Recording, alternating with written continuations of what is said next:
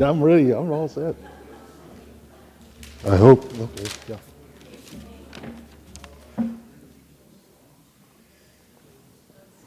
Good evening and welcome to Zion Lutheran Church.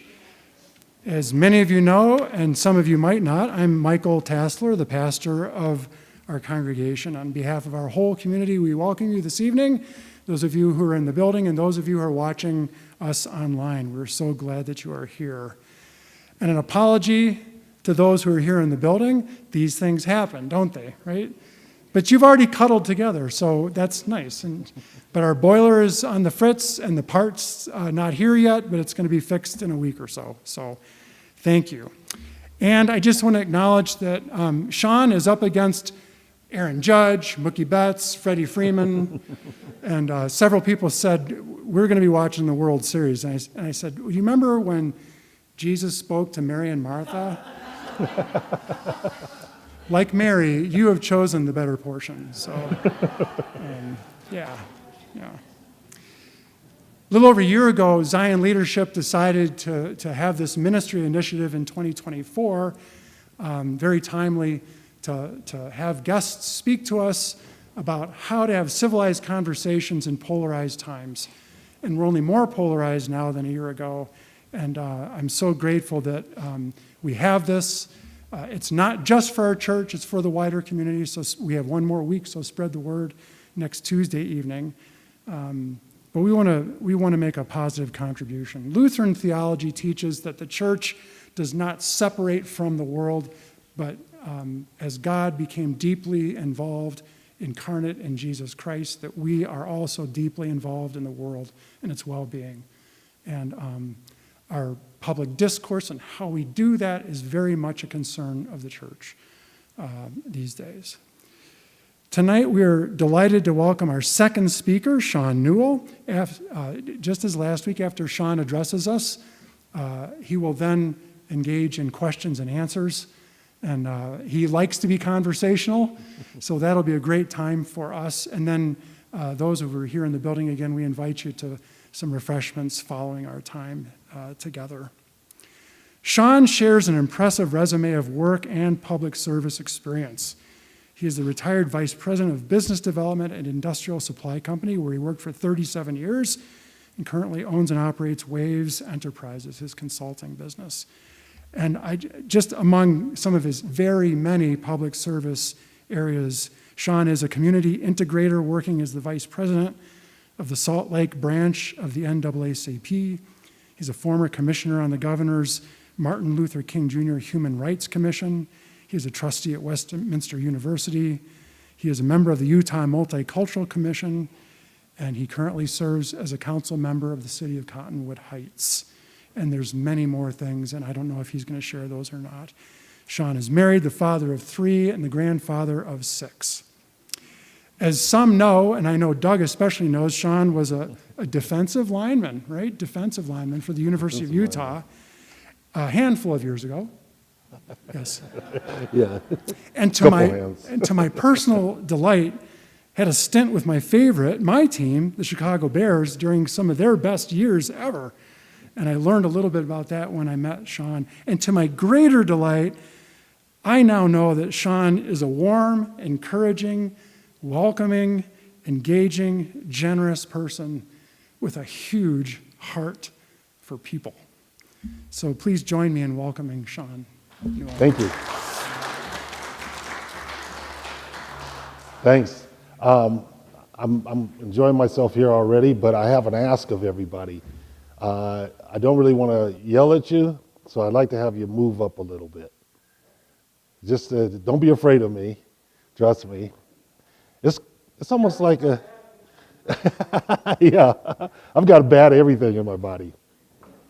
Thank you, and thank you for doing that for me.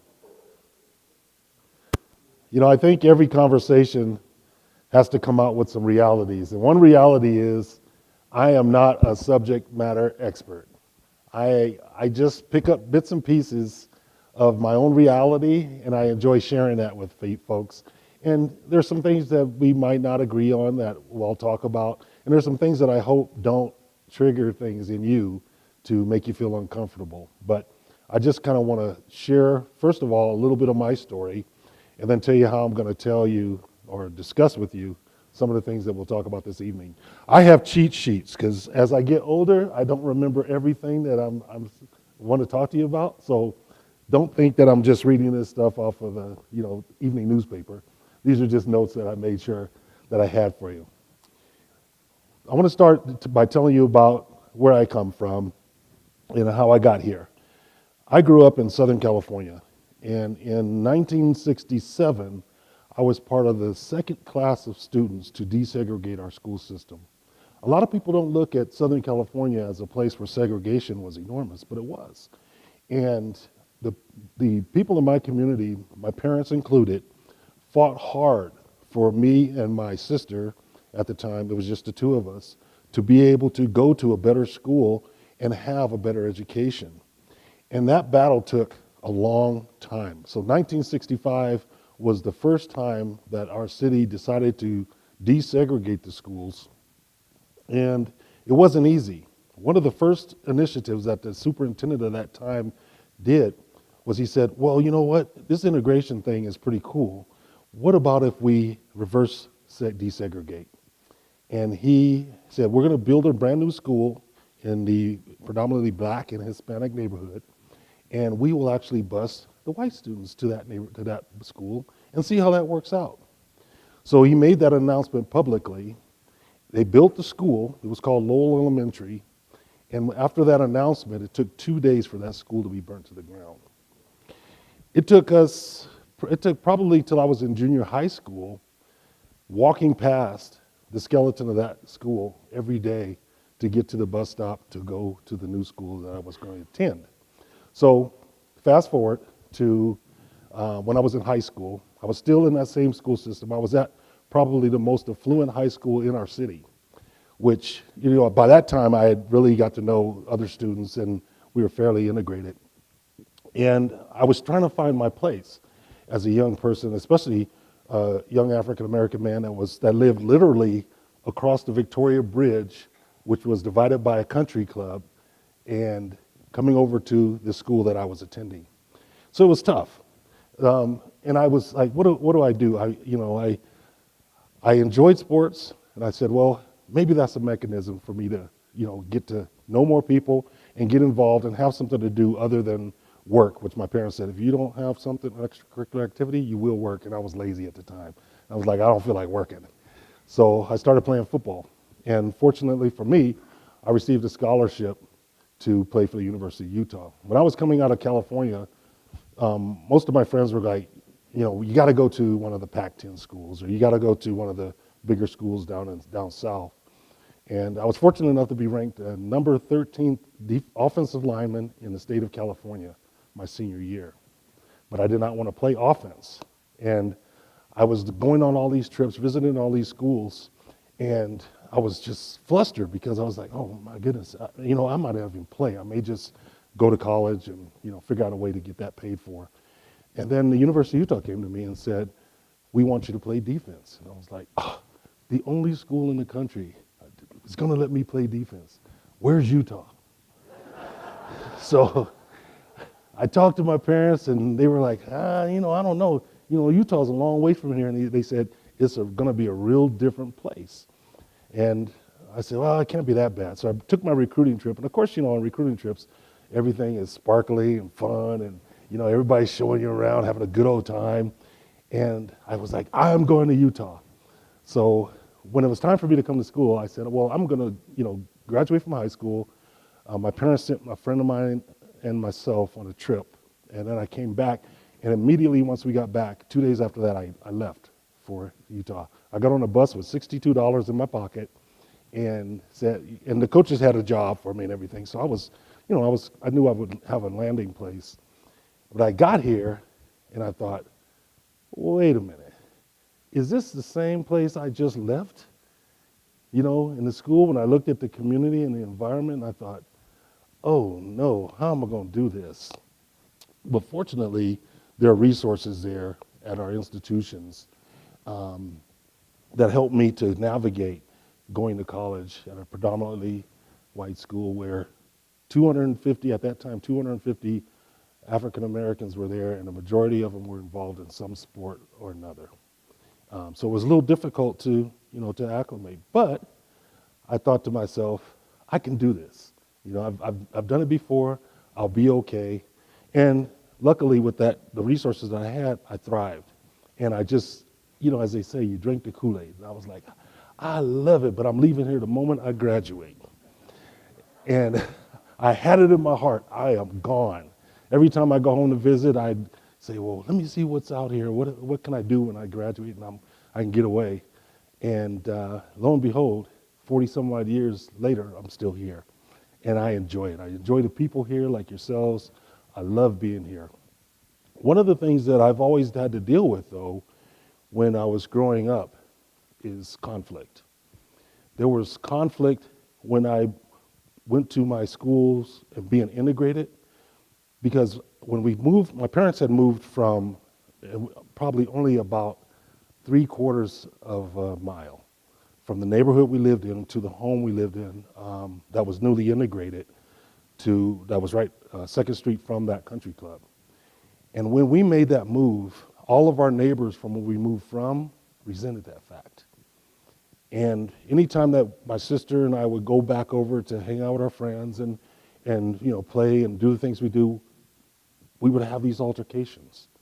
And I didn't understand at the time. My parents had to explain to me, some people just don't, back up other folks that are, progressing in their lives, and they get a little jealous and they get a little envious, and these kind of conflicts occur. And I was like, why in the world would somebody want to pull somebody back? That crabs in a bucket thing. But we dealt with that our entire time growing up. And when I came here, there were different conflicts that I saw in the communities.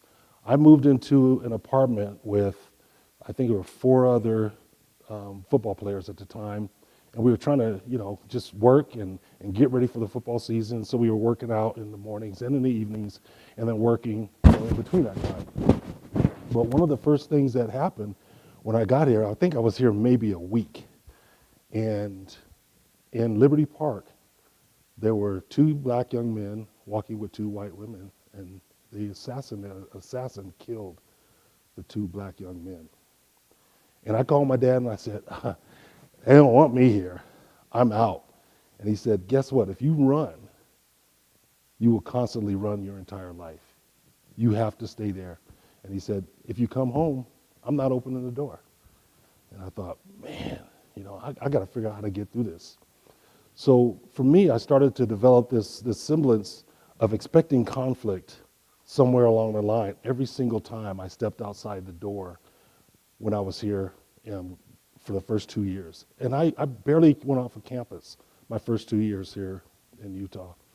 But I also learned that people are people if you engage people in the right way. We're in some very divisive times now where conflict is becoming the norm.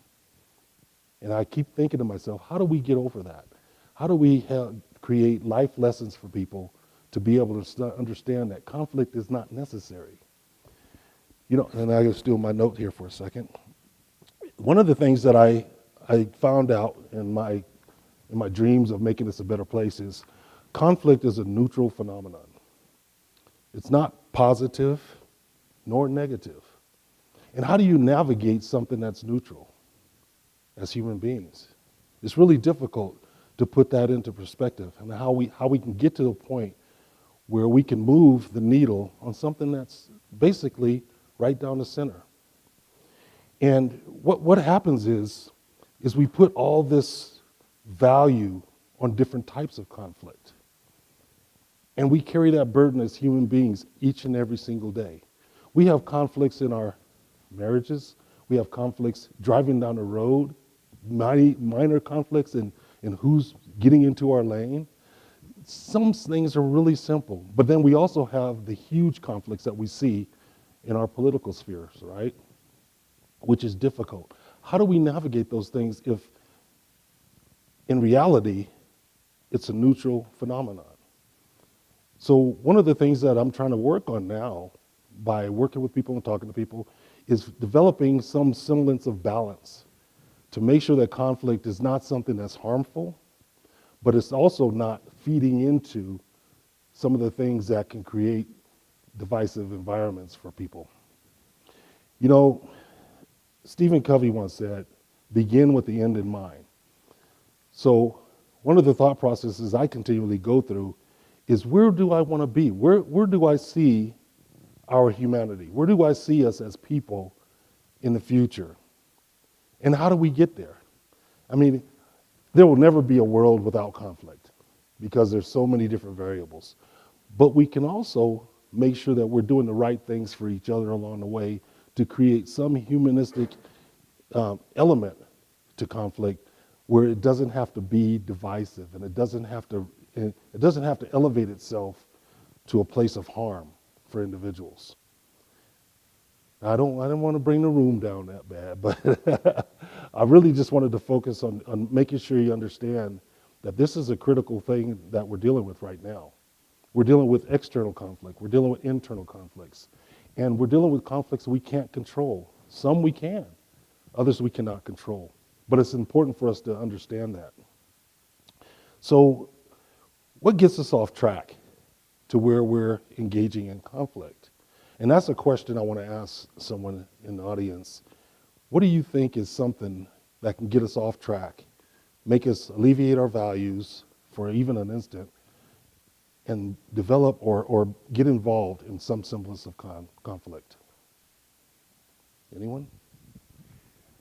Can I ask you, please, to use the microphone? Because it'll help people on the live stream and then each other. So I will be happy to share this. Wonderful. And don't go like this. Personal attack. Personal attacks. That is an enormous one. Why would we have personal attacks? Especially in environments like politics. For me, there's no place for a personal attack because when it comes to politics, basically we're all part of the same system. We're all part of the same society. We have to have some semblance of understanding with each other.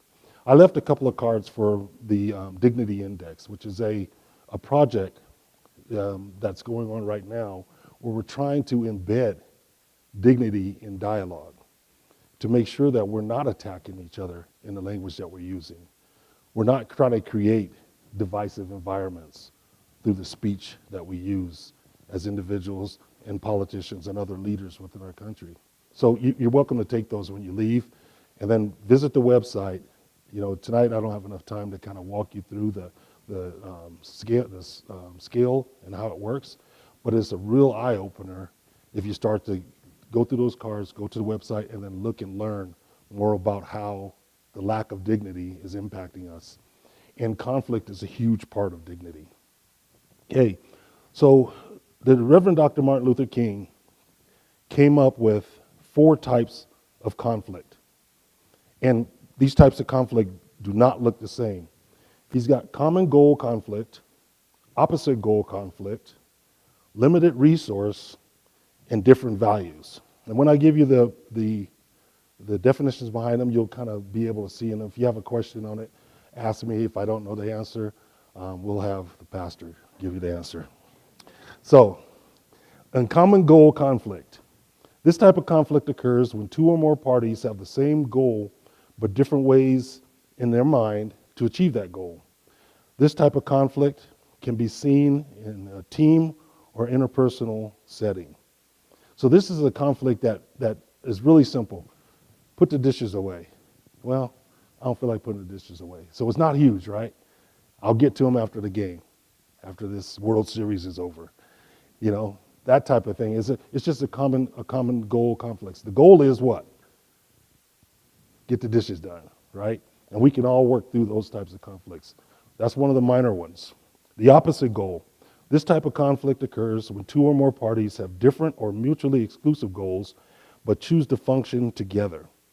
Opposite goal conflicts and different value conflicts sometimes look similar, but the opposite goal conflicts are not necessarily foundational in one's moral outlook or personal belief system. Now we get into the stuff that really is embedded in conflict. When we talk about values and personal beliefs, The big thing that we have that creates the most conflict is when people think that you're trying to change who they are. We shouldn't try to change people's values. We shouldn't try to change people's beliefs. But what we need to do is find a mechanism to work within each and every person's value system. None of us are the same. That's what makes our world beautiful. But we have to figure out a ways without getting to elevating conflict to be able to find ways to get along. And that's not an easy task for us to do. Limited resource is another one that's fairly, it's not that bad. This type of conflict is set off due to the lack of necessary resources or materials for parties. So if you have a business and somehow your supplies did not get there for you to be able to accomplish a project that you're working on, there's a limited resource. So you've got the folks on the floor arguing with the managers and so forth, and you can work through some of those things because really you know where the source is, but you're not bound by, the internal conflict itself. You're bound by the external forces that are causing that. And those things are fairly simple to work through. The different values is a tough one. Here, conflict emerges when parties involved subscribe to different value systems. The values can be informed by many factors, including one's upbringing, religion, political affiliation, personal philosophy, and more. Value conflicts can sometimes be irreconcilable. That's the hard part. If you get your feelings hurt in a conflict, is it easy to forgive and come back and have that conversation with that person? Or do we tend to sever that and say, I'm done with them? That was a question. Anyone? Is it an easy conflict to overcome when your values are fractured?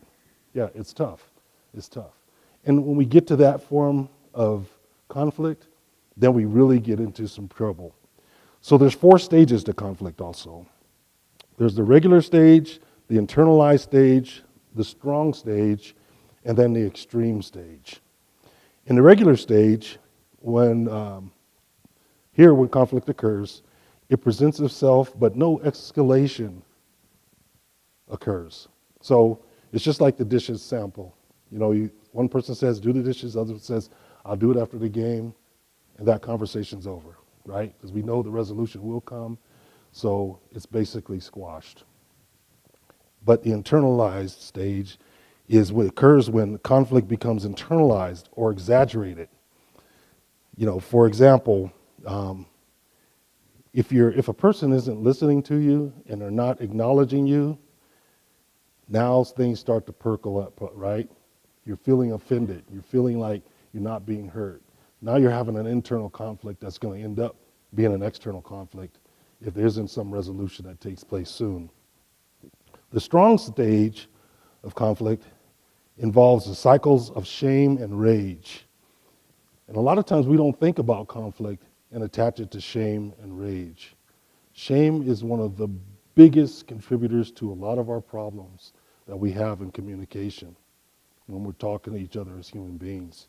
And we don't think of it as shame, but a lot of times the way things are framed, it ends up turning to shame, which can actually end up turning into rage and lashing out.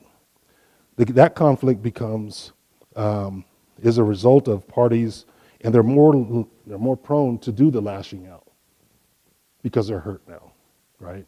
And hurt people, we have that human nature thing where it's fight or flight. This is where fight comes into stage. The extreme stage is where we hope nobody ever gets to. And that's where physical altercations can start, yelling and screaming, those types of things. And it's really tough.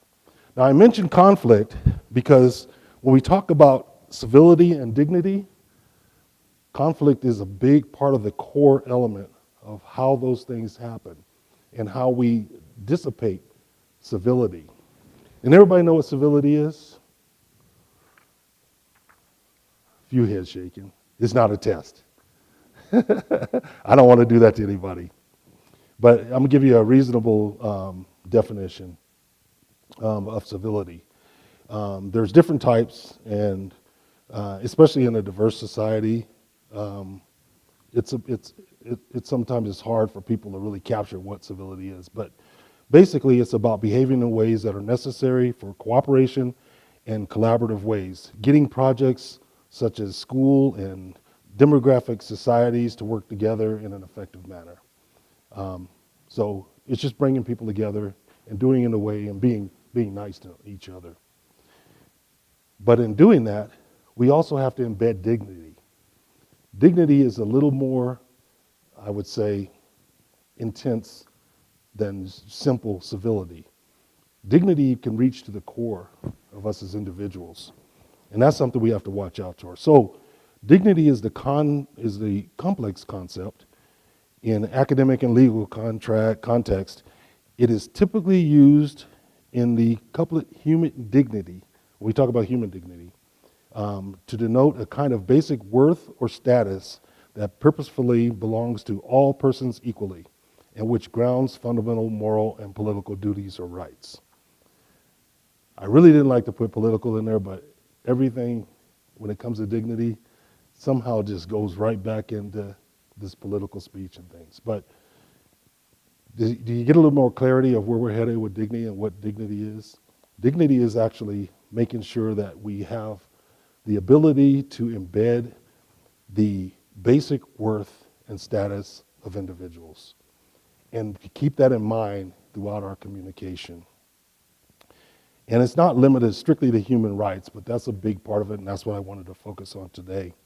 Many people believe that dignity is defining ideal in a contemporary world, especially in Western society. The concept of dignity has long been associated with more and more meanings, some of which are distinctly different in direction, rank, station, honor, uniqueness, beauty, poise, all sorts of stuff. The definition of components of dignity have endured and influenced so many things in our society. And we're starting to see a dilution of dignity in the way people are speaking to each other now. And that is becoming very harmful. We're seeing it from our K-12 systems, when the way that parents are coming in and speaking to our teachers and our principals. We see it in our communities, the way that we treat our neighbors when there's something there that we don't like. And we see it at the highest levels of leadership in our country, which is really tough. So, with that in mind, we're getting to our question and answer period for a second. I'm not going to push you too hard. Does dignity, understood as a universal human worth, have a rank in our society as far as the way we communicate each other? Is dignity high in our consideration?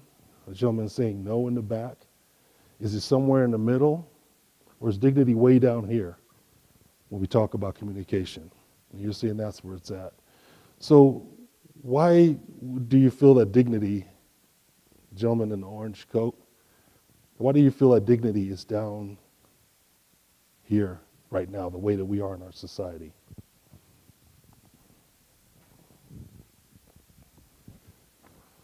I think people are thinking too much about their own position and not considering others. I'm not sure if that's a good answer, but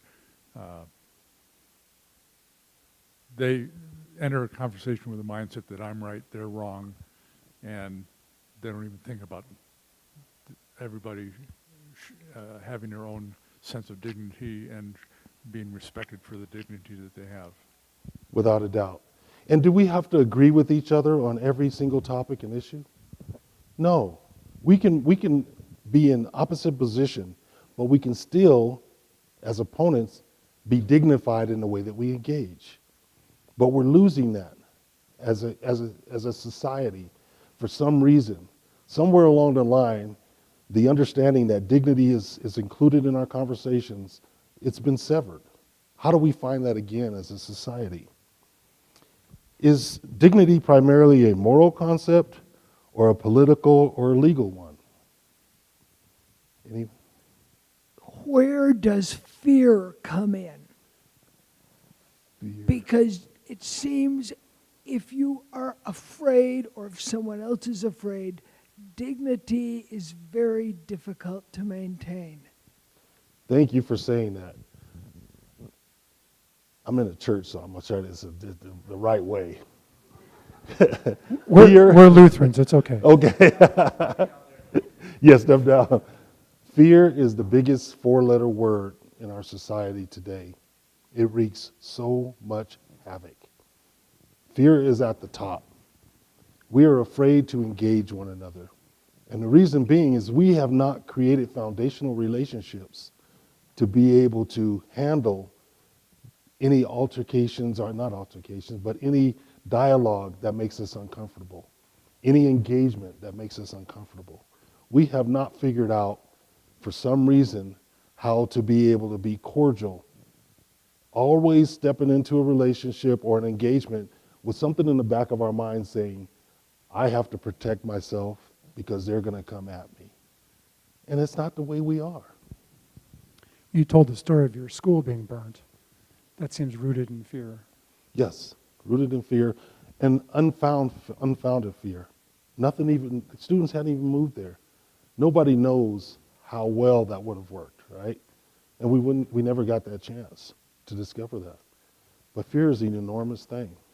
And, we have to, as human beings, we have to overcome that fear. I tell a story all the time about fear, and it's silly to a lot of people here in Utah. But growing up, and where I grew up, on Friday night, people would let their dogs out. Just let the dogs out to run the neighborhoods. And we knew as kids that, about 6:37, you had to get your bike on because the dogs are going to be out and the dogs are going to chase you.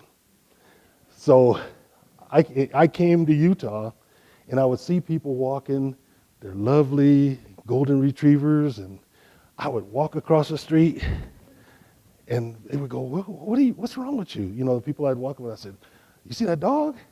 And I had dogs growing up, but we didn't trust other people's dogs, just based on this foundational fear I had as a kid being chased by dogs when I'm riding my bike or walking. And it took me a long time to get over that and to understand it. Just like people, not all dogs are aggressive and not all dogs are going to come after you. But it was a hard thing for me to overcome. And I thought to myself, why am I so afraid of a dog? Instead, just call the dog and, see if it comes after you. Not come after you. See if it comes over to you. In my case, it probably would have came after me. But that fear was huge for me growing up. I had horses and everything, here in Utah. And I wasn't afraid of, to walk up to a strange horse, as big and giant as they are. But a dog, I'd see it, a dog walking around, I'm going to go, I don't know about him. That seed was planted. And that's what happens to us. Our conditioning impacts the way that we communicate. It impacts the way that we see things. And we have to work past those biases to be able to become better human beings. Okay, here's another question for you. Assuming we can make sense of different meanings in dignity, what does dignity demand of us?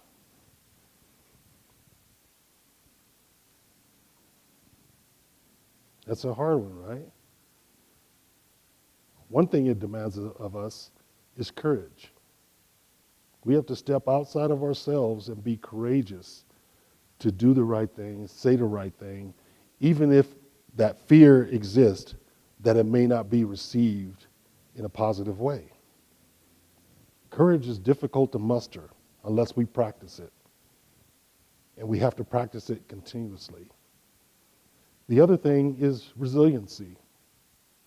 We have to develop some resiliency to getting that pushback, to not being received, and to say it's okay if that person doesn't agree with me. I still want to get my point across, but I don't want to make this into an altercation or a divisive conversation. We don't have to get along. We don't have to believe in the same thing. We don't have to think that I'm right or they're right, but at least I get to say what I want to say without creating any semblance of harm to that other individual. And that's a hard thing to navigate, right? But we have to do those things. We have to build that interpersonal strength inside of ourselves by doing the work. It doesn't come by just thinking, hey, I'm going to do this. It comes by practicing. We can look in the mirror and give ourselves affirmations all day long, But when we step outside the threshold of our front door, some of those fears and burdens jump right back on us. And we forget what we just told ourselves when we walked out of the house. And that's a tough thing. That means mom time is done? No, I hope not. Okay, so with that said, I want to talk before my time, and I'm getting close, but I don't want to leave without this. I want to talk about agape love. Does everybody know what agape love is? Pastor, got a couple heads nodding. Okay. The one reason I want to talk about this is because love has been diluted in our society. And that's one of our biggest issues. And when we say love, people look at it different ways. Oh, I can't love everybody. If you listen here closely about agape love, you can love everybody. They don't have to be your best friends. They don't have to be somebody you visit, that's somebody you feed. But you have to have that civility, that dignity, and that care for them as an individual and respect for people, which is a certain type of love that's basically unconditional to a point. Now, the Greeks describe 3 types of love. Eros, which is the romantic love that we have with our spouses, and that's I won't go into that. The philia love, or philia as it's supposed to be pronounced, that's the platonic or brotherly love you share with a friend, sibling, cousin. It's an affection towards others that grows beyond good feelings and becomes mutual commitment to each other. So lifelong friends are in that type of love. But agape love is a love from God and of God. This is the unconditional love for others. It is the other-centered, and it is redemptive, expressing goodwill to all people. And we forgot about that as a society. That's a catalyst for us to come together in one way, and that's in a respectful way. And it's a loving way. We don't have to all agree in there. There can still be, debate back and forth and little bits of conflict. But as long as we have that foundation of respecting each other and loving each other, we'll be in good shape. And agape love is more than a romantic love. It's more than a friendship. It is not something affectionate. It's creative, understanding, redemptive, goodwill for all. When one rises to love on this level, he loves men and women, not because he likes them, but because every man is loved by God. I'm not trying to take your job, Pastor, but this is... You're welcome. But this is it. And another thing about agape love is it doesn't mean you're weak. It doesn't mean you're sentimental. It doesn't mean you're giving up yourself. It's not asking you to be affectionate towards those that wish you harm or ill. Rather, it demands that you recognize the humanity in each and every person. And it's that simple. But it's that hard too, right? Because it's hard to do that when you're in a situation that both parties may not be comfortable in. But it's something we have to exude. What is it? 1 John 4-8. Anyone that does not love does not know God, because God is love. And if we can use that foundation when we're communicating with each other, when we're getting to the place to where we have conflict and we're debating and we're looking for that opportunity to embed dignity, we need to remember that we have to have that kind of love that God has for us. And remember, too, that agape love is the most powerful love of all. Any questions for me? Look at that timing. No one?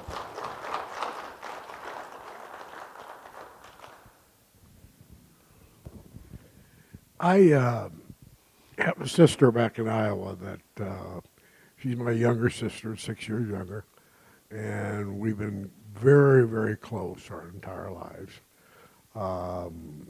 Extremely close, just never fought. Just a great brother and sister relationship. A few years ago, we were on vacation together and had a fight over politics. And my sister and brother-in-law and we all went to bed mad. And the next morning I said, listen, I said, the relationships we have are too important to me. So in the future, let's just don't talk ever about politics. And is that wrong to have said that? Because since that, we have never talked anymore about politics, and we're as close again as we always were. But even though I know I don't agree with their stand back in Iowa, but I won't ever bring it up, at least right now, because we are in such a good place. And FaceTime, and we were just at a football game together last weekend, and I love my sister and brother-in-law and family very, very much. But for me, the easiest way is just to avoid the topic altogether. Yeah. Is that okay when I feel like maybe I'm running away from the issue? No, I don't think you're running away. I mean, it's not something that having that conversation will make or break you. Avoiding it will not. And sometimes you can't talk to certain people about certain things. Yeah, I have a sister that thinks she can cook. She can't cook. But I'm not going to bring it up because she gets mad, right? So if she cooks, I say, oh, we have reservations.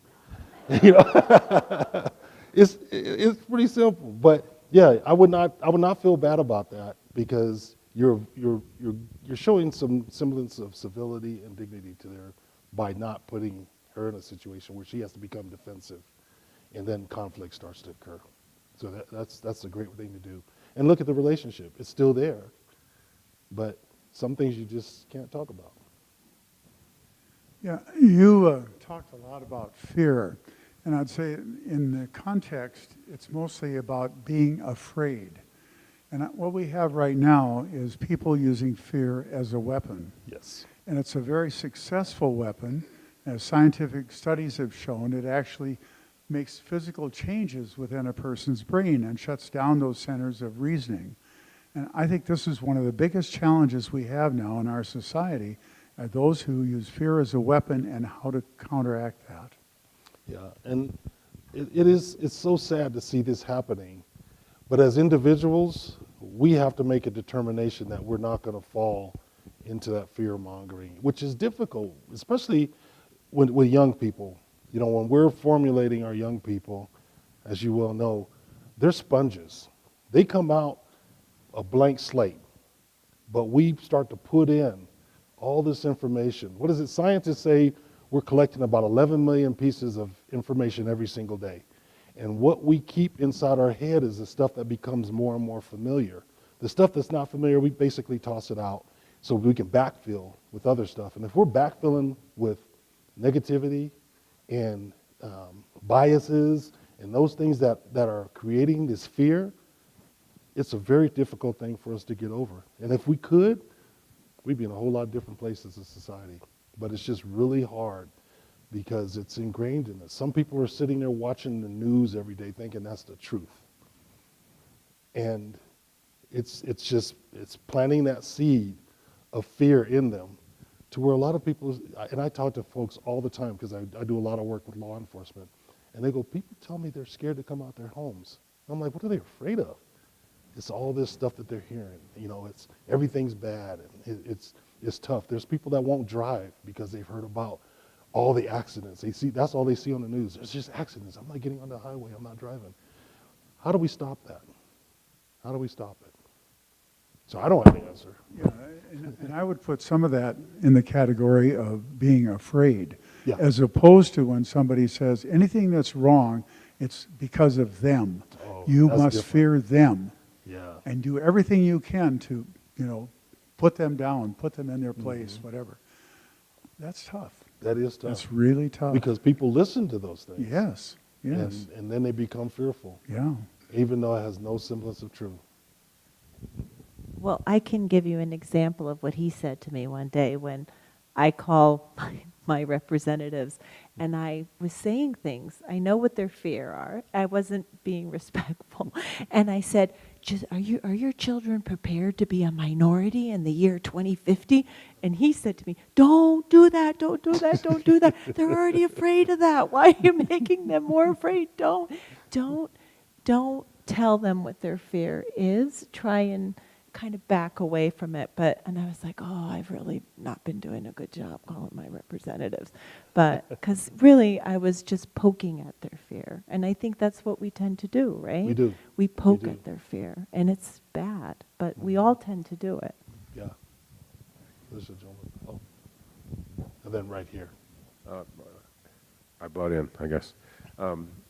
You talk about agape love, and I agree with you that that's makes all the sense in the world.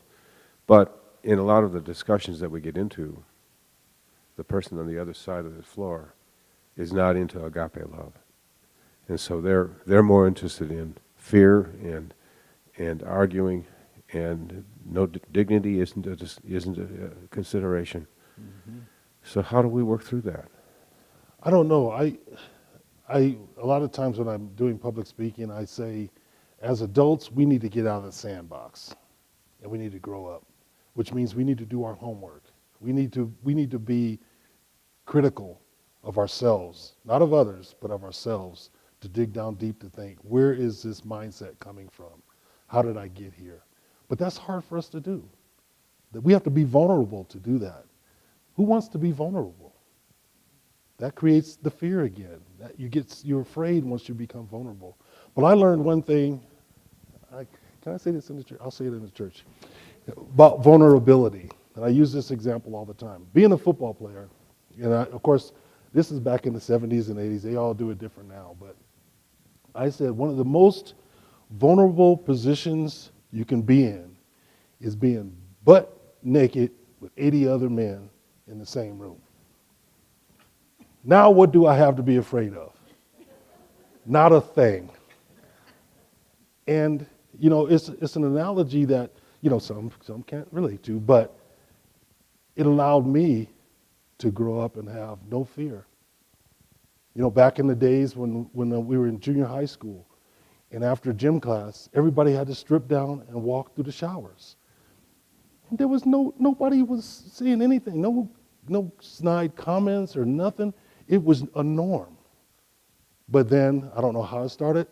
It only took one or two or a few people to start saying things about the way that we did those I'll probably call it a process, to create this thing in the back of people's minds like, that can't be right. It was just fine before Adam was fed the fruit, right? We can't plant these seeds in each other. This woman here had her hand up.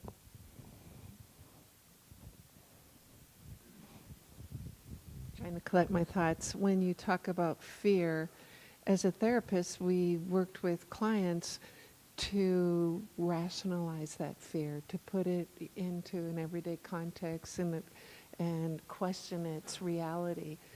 My frustration is that I think I can make some good decisions about what's really something to fear, but I can't have a conflict with someone and instill any reasonable understanding about what's rational. Mm-hmm. We're on different planes. The only thing I can deal with in that conflict is to remember that my life experiences are vastly different from the person that I have a conflict with. Yeah. And I do my best to empathize with that. But I really think that fear is based on losing power, and fear is used to exploit people to gain power. And when I feel like I'm in conflict with someone, I feel like it's a no-win situation because they're invested so deeply in misinformation or beliefs. Yep. And it just really disarms me, and it leaves me feeling really bad. Because I feel like we all have the ability to rationalize. It's not working. No, and I was nice in my presentation here, but I'll tell the truth. When ego and pride come into it, we start to see an elevation of all sorts of problems Power. in power. It just starts to really dilute any opportunities that we have to develop conducive relationships that are conducive to finding love for each other. So I think when you said you want to maintain a loving relationship with your sister, you're very wise. Because when they're invested in their beliefs, there's no rationalization. And it's really hard. And you might lose some of your closeness. I have, because I think that our opinions reflect our values. Yeah. And it's really hard to come to terms with someone that you love, but their values aren't okay anymore. And there's a little bit about reality. And it takes that And personal growth. it's been hard to swallow. Yeah, it takes personal growth to get there. And if they're not willing to do that, it's tough. Shawn, you've had a pretty remarkable career in public service, the city council position that you're in now. Any examples that you've experienced about conflict resolution or dealing with people? You know, city council meetings can be pretty intense, just to say Yeah. the least, especially in this day and age. Any lessons learned or any experiences that you could share that would shed some light on that? The biggest lesson I've learned is listen. Listen to people. I've had people call up and they were irate, and they've apparently been irate for years, and I'd say, can I come have a conversation with you? And they say, what do you mean, come over to my home? And I said, yeah. I said, we can talk in the front yard, on the front porch, or whatever. And just doing that diffuses so much, because they want to be heard. And they feel like nobody's heard from them or listened to them to a point to where they're fully defensive.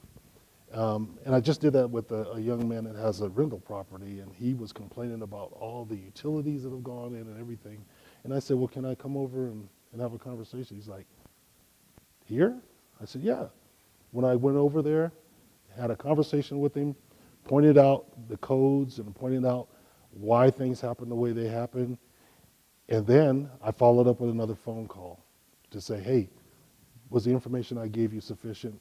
Where are you now in this space?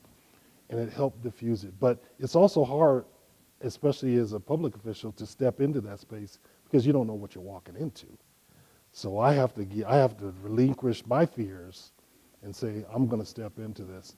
My wife thinks I'm crazy for doing it, but I have yet to find a situation where it did not work and turn out positive. It didn't turn out exactly the way they wanted it to, which things don't a lot of times, but they just wanted to be heard.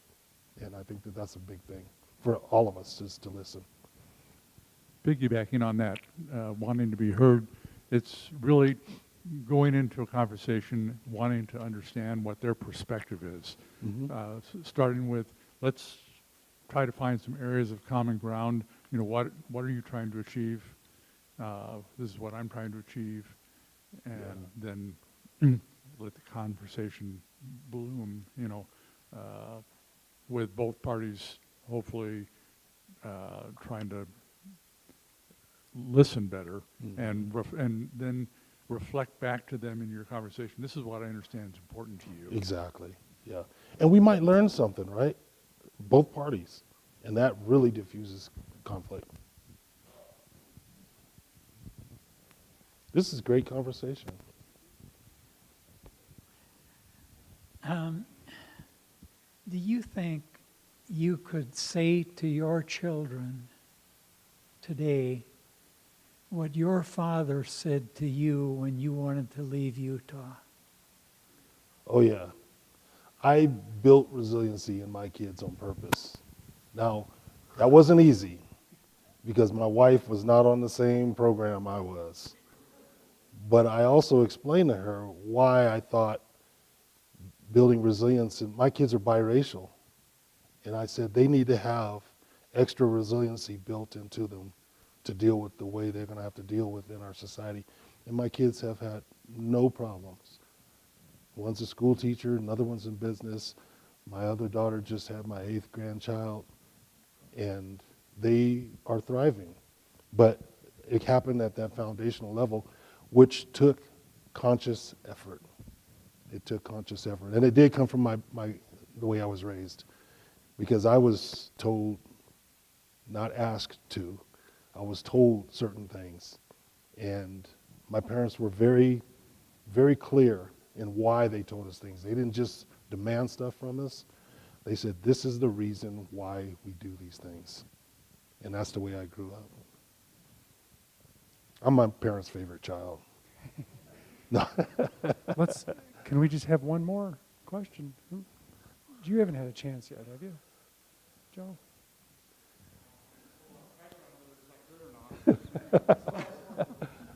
All right, I'll see what I can do. You know, one of the things I appreciate is the fact that you brought up different stages of conflict and different levels. And, you know, one was minor, doing the dishes and stuff like that. And, of course, the game comes first, right? And then, you know, there's different levels of, you put a value on the conflict level, right? This is really hard, this is really soft. But we seem to be in a boom or bust society, right? There is no value to the conflict, whether I'm telling you you need to wear a mask or this guy's going to die. Like, it's all the same value. So what kind of things you can do, especially as a public servant, to institute in the community, especially at the kids level, you know, these kids are growing up to appreciate the levels and of the level of conflict and the appropriate action or reaction to that. One of the things that I focus on is sharing, and I share my story openly, and I don't share every detail, but I share experiences. And another part of that is being present. And if you can show up and be present, people have to react in a different way. People will say anything online. They'll say anything on the phone. They'll say anything in social media. But when you face people and you talk to them and you're present and they're present, it's a whole different level of conversation. You don't get the same amount of conflict. You don't get the same push that they'll give you. I had a gentleman when I was running for, this was my campaign manager. So these things happen, so she's aware of this. But I had a gentleman online saying all kinds of stuff about me. And I said, you know, first, I don't banter on social media. I'm on Facebook just to see all the fun stuff that everybody's doing and having a good time. I said, if you have an issue, please meet me for a soda or a coffee, and we can have a conversation over the table. He kept on bantering back and forth. And I said, excuse me, sir. You know, I said, if you don't know me, but if you want to get to know me, let's meet and have a soda. I said, I'll even buy you breakfast, whatever you need. And he kept on going. And finally, I didn't even have to step away from the conversation. Others that were reading this said, he has offered you an opportunity to sit down and get to know him. And sometimes that's how it'll work. You'll see the community come around, and community can alter people's trains of thoughts, and it can alter the way that people engage. And that's why it's so important that we have conversations like these, because community is key to our survival. We're all in this together, no matter what we think. We're not separated by an awful lot. You know, I know 3 people in here, and Pastor from the last couple of weeks, that I've known for a long time. I've known Jeff for I don't know how long. And those connections are real. And as a community, as human beings, we have to bring those connections together. We don't have to do it every single day, but we have to know that they exist. And that will help our lives be better. And then we can share that community with others. And that's important. We have to all do our part. Thank you. That's a great word to stop with. Thank you. Thank you. Once again, we invite you to some refreshments and mingling and maybe further conversation. Great. Thanks, John.